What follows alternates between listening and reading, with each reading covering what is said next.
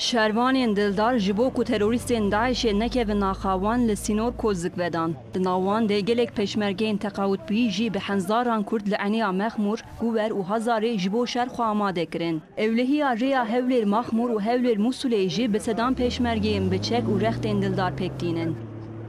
خانەنشینم لە 2005 بۆ خوێنی خۆم بەختەکەم لەسەر ئەو خاک و وەتەنە ئامادەم هەموو کات لە ماڵ و لە دەرەوە هەر دەقەیە پێویستیمە من هەبێ من لە خزمەتیاوم بە خۆم و ماڵ و منداڵۆ لە ڕێگە خوێن ئەبەخشین. Ji pêşmergeyên dildar hinên bêçek alîkariyê didin birîndaran, hin bi karê birîn û anîna xwarin û vexwarinê re mijûl dibin, hin çekan amade dikin, xendek û çêlan vedidin, hin jê ji bo bikaribin li ser rê terorîstan bidin seknandin, bariyerên ji betonê çê dikin. Di nav wan de hin kes hene ku di dema Mele Mustafa Barzanî de şer kirine.